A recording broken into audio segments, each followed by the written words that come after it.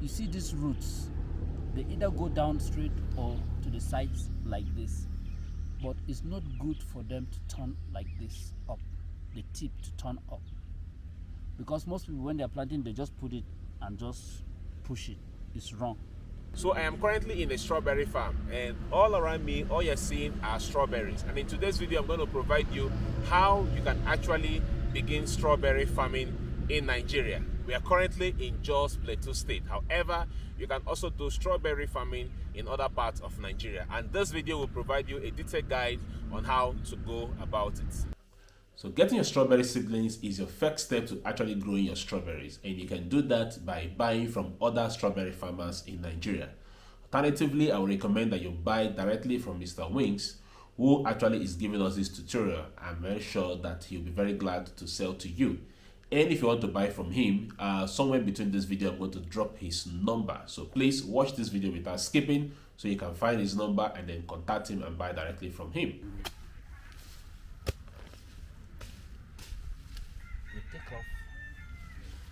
We take the parent plant off completely.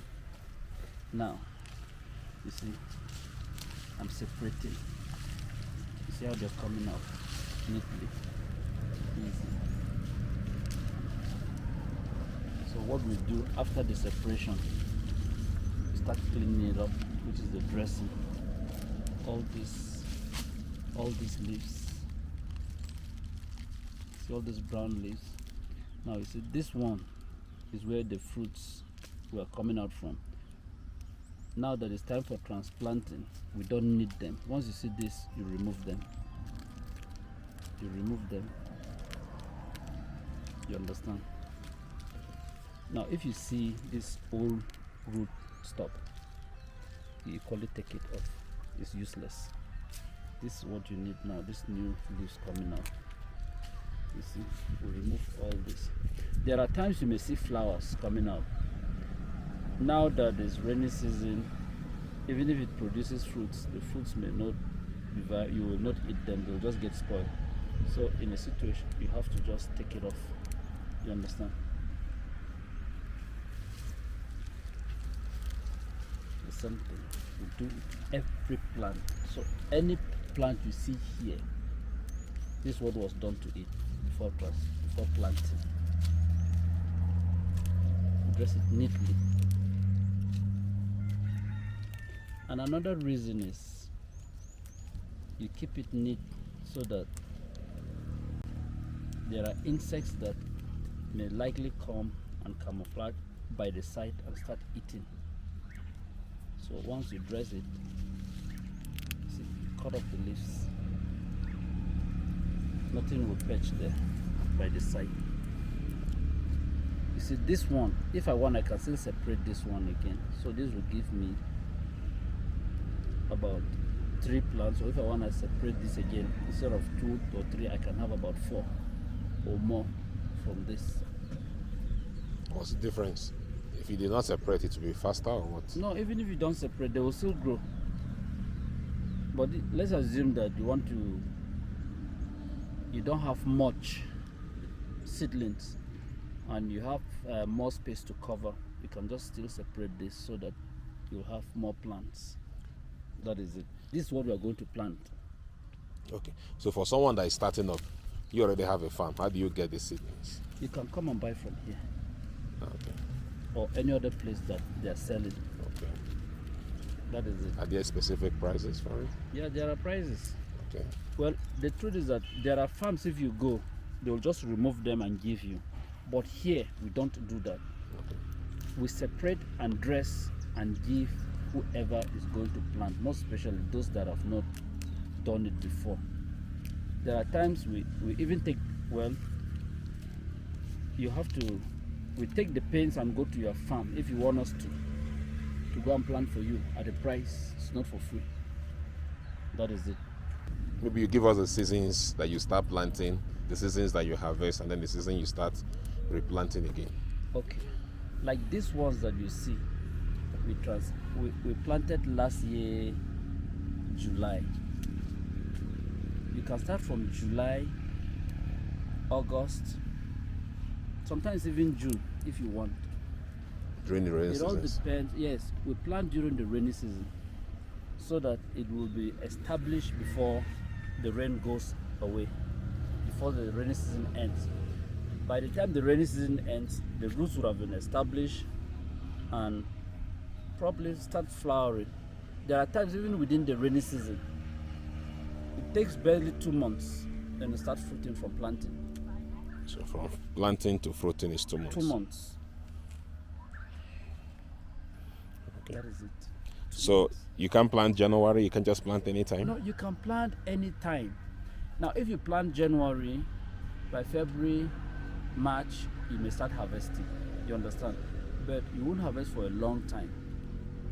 If you plant January, February, March, then April, May, maybe you just harvest for 1 month. But if you plant between July, August, or between June, July, August, when the rains have stabilized, at least immediately around September, if the rains, and it all depends on the kind of soil you have anyway. If you have sandy soil, as it rains, the water seeps, so you may start early harvest. But if you have clay soil or clay loam like the one we have here, the fruits can be rotting. And based with the manure that we have already applied, sometimes there's a little heat from underneath.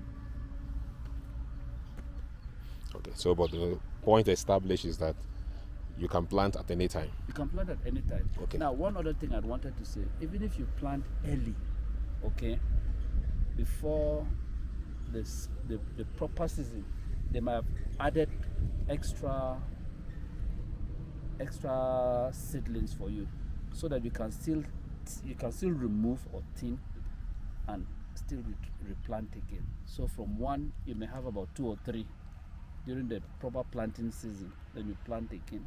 If you replant, does it help it to produce more of the strawberry, or it doesn't?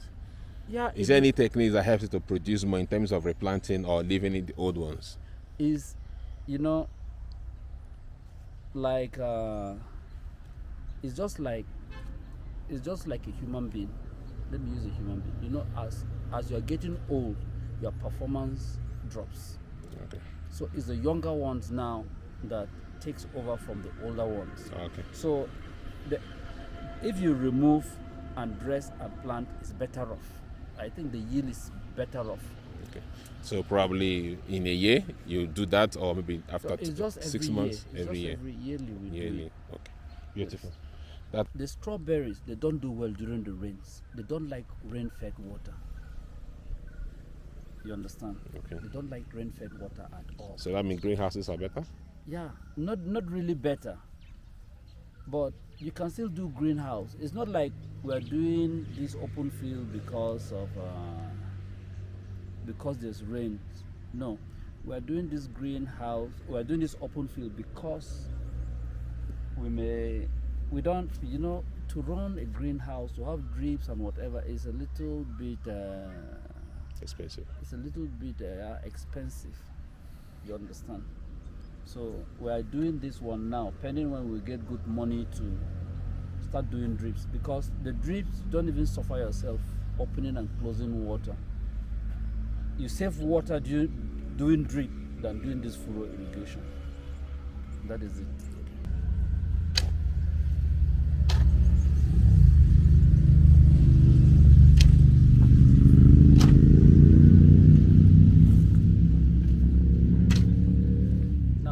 Doing here, all right, we're going to make a big ridge here for double row planting.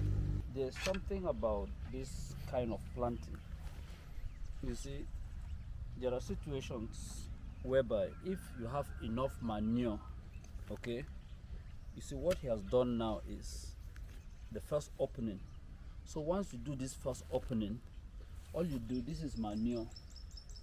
All you do now is you fetch the manure and you start broadcasting on the ridge. The first opening. You now put your manure. Then the back. As you put your manure now, then you now cover it.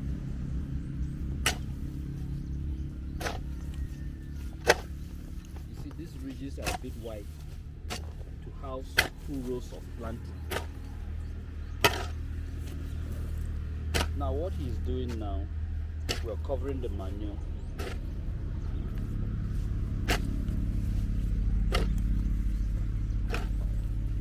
So you can see the width of the ridge. This is manual planting anyway, or manual hoeing. We're not doing mechanized here.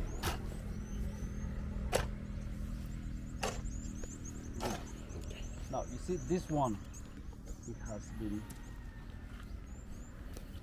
covered.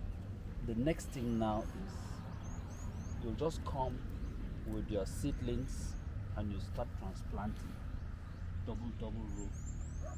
Okay? This is one method.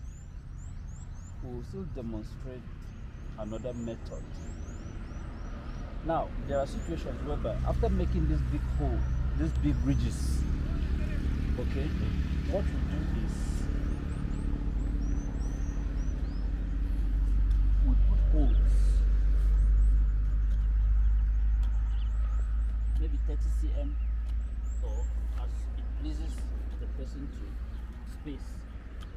But the best spacing is 30 cm length and breadth. 30 cm. Let's say from here to here is 30 cm. From here to here is 30 cm. Okay. Now what we do now, the second option, you know, the first one we broadcasted the manure. Now this one, after this, you fetch your manure and now drop it in holes.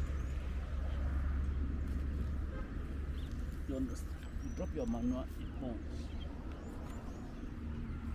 You drop it in various holes.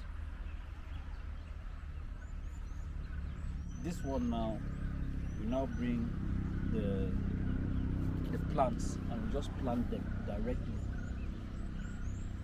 This manure is well decomposed, because if you do this method and the manure is not well decomposed and you plant, you're looking for trouble, because most of this manure is high in ammonia, and we know, as we all know, ammonia is like fire, so it will burn the roots and your plants will die. This is it, the basic two methods we use here, and this is double row planting. We are going to show you single row planting.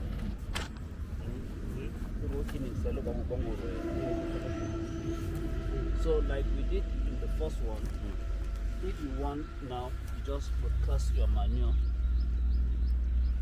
You broadcast your manure, then we cover.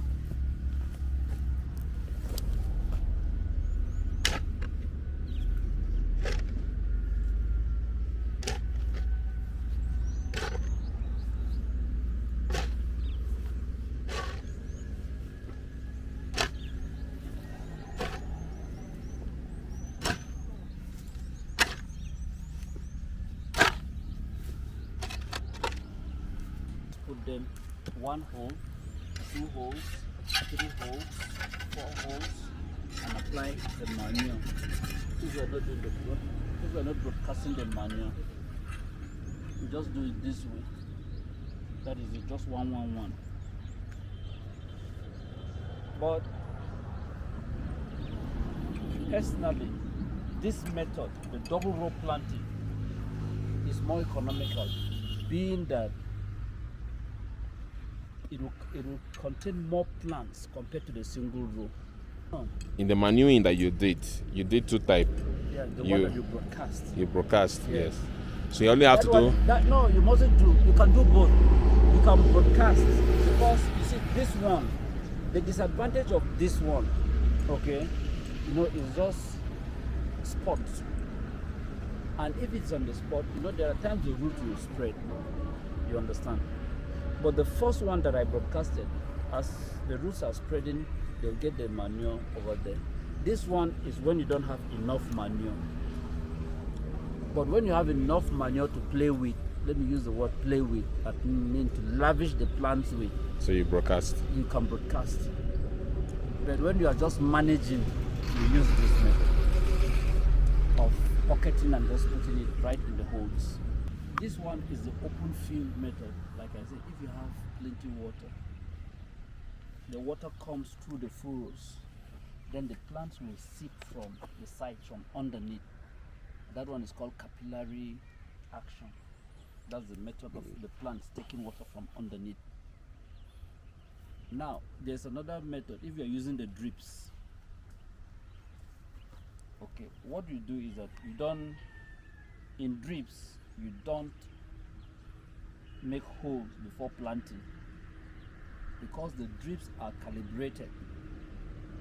So before planting, you have to lay your drip. You peg your drips from end to end. It's from there you will now be measuring from where the drips, the holes are. It's planting time, and planting is very, very important. And if you don't plant properly, you have mortality. Now, if you look at these roots, okay, sometimes you see the roots are long, sometimes the roots are much, much lengthier than this. And if they're much, much lengthier, all you do is you may nip them. But in a situation whereby they are not lengthy, another thing you need to do is you know how to plant. You see these roots, they either go down straight or to the sides like this. But it's not good for them to turn like this up, the tip to turn up. Because most people, when they're planting, they just put it and just push it. It's wrong. Now, this one we have already applied manure. This we've pocketed the hole, we've applied manure.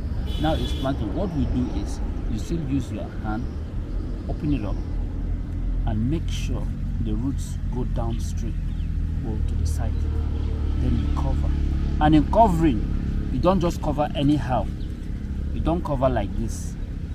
In covering, this is what we call the crown here, and this is where new leaves will come out from, and fruits too.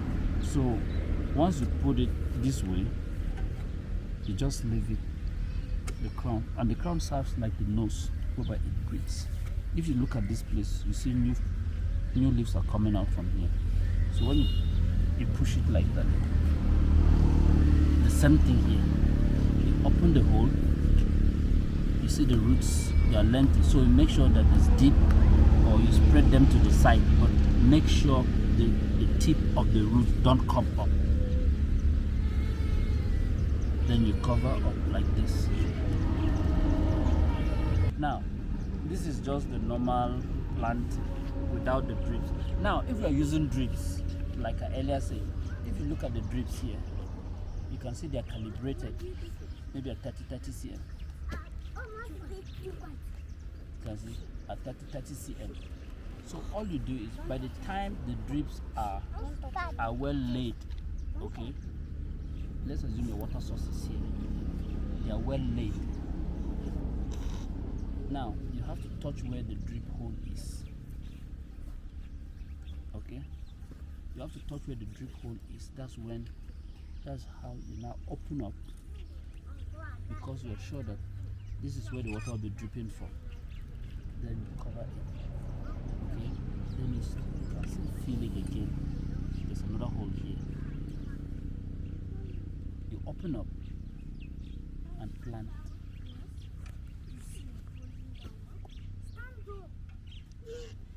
Then you go, that's how you keep going. Now the next hole is here. You open up. Now, there's something that I want you to note.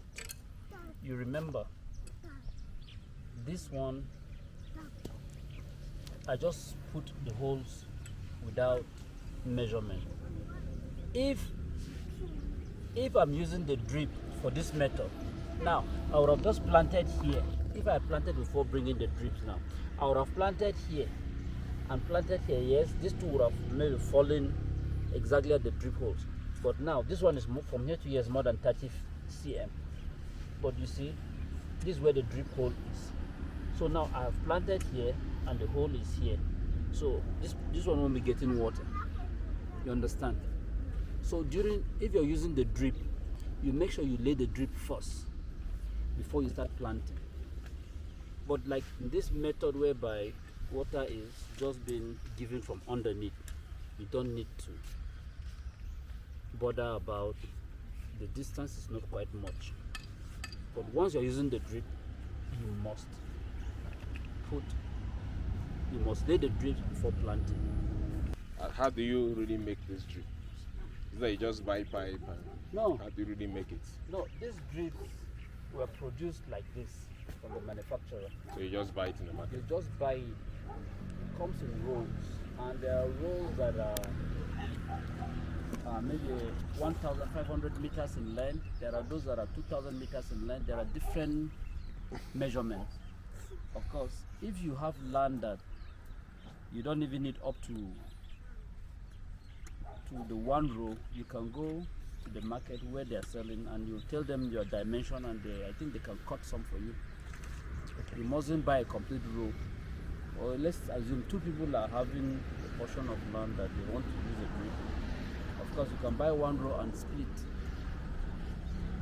So how do you make this hole? You make it yourself? No. I mean the little hole to determine the planting. Does it come that way? You see, they're already done. They're already produced like this. You can see them. Open up that. You don't open anything. They're already open. Okay, so once water enter, he pours. Once you connect to this water source, as you open the valve, the water will start dripping. It has to be a clean water source, because the holes are very tiny. Because if you just open any water, if you don't filter the water, it will block the holes. Okay. The holes are very tiny. Fine. Like strawberry don't like rain-fed water. You understand? So, but you see, even the drip is not rain-fed. If it were something like sprinkler, then it's not very good. But you see, this one, it will just be giving it water directly on the roots, on the spot. On the spot. So even sprinklers are not the best. They are not the best. Okay. That is it. Application of manure, you can apply once. That's it. Yes. You see, what we did here, Yes. the ones we put in pockets. Yes. We apply only once, and that ends it. So everything you see here making this green, it was just one application. Okay. Just one application.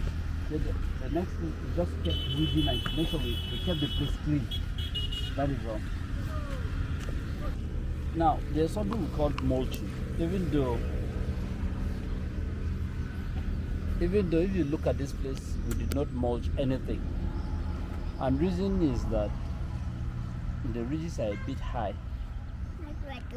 We have termites around this area.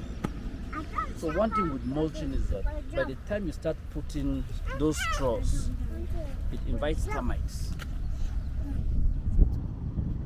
That is why we're not mulching. The mulching is just to keep the fruit off the ground. So what they do is that they make sure they put like rice straw or any form of straw just underneath the plant, so that you see this one, you see the fruit is now staying on the dry grass or straw as you may use. So that's what they do. Every plant we mulch it, so that when it starts fruiting, the fruit will just remain here on top. It mustn't touch the ground. That's the essence of the mulching. You have to do that once the things start coming up, then you start doing that. Yes, once it start fruiting, it's about to start. You start, or if I started fruiting with that, you just start mulching so that the fruits will stay on. Okay. Yeah. But that seems like a lot of work. This one. That mulching. But with the mulching, I guess that beside the termite issue, it really helped the fruit not to get rotten, because I've noticed that these ones that are just on the ground, it's like they get rotten quickly. Yes, that's another thing. Except you have to notice and start harvesting almost every now and then. Yes. Alternatively, there are other methods of mulching. Okay. But not this type. So if you need additional training, something beyond what you've seen in this video, some kind of consultancy, or even coming to your farm to plant or to help you set up your farm, please, you can reach out to Mr. Wings, and I'm very sure he'll be very glad to do that. Although he's a very busy person, but I'm sure he will find time to assist you. And if you've been following this video without skipping any parts, then you would have seen that I dropped his number somewhere between the videos. So please reach out to him, and I'm sure that I'll be very glad to work with you. So if you love documentary, you love exploration, you want to learn about Nigeria beyond Abuja and Lagos, then please subscribe to the channel, because that's the kind of content that we create. Yes, this content has to do with agriculture, agro-farming, agro-tourism, and all of that, but we create content beyond this. We do a lot of documentary, exploration, and adventure. So please do check out the channel. You find lots and lots of videos there. And if you find them interesting, subscribe and make sure you share it so more people can get to see this content. Thank you so much for watching this video, and I'll see you guys on the very next episode.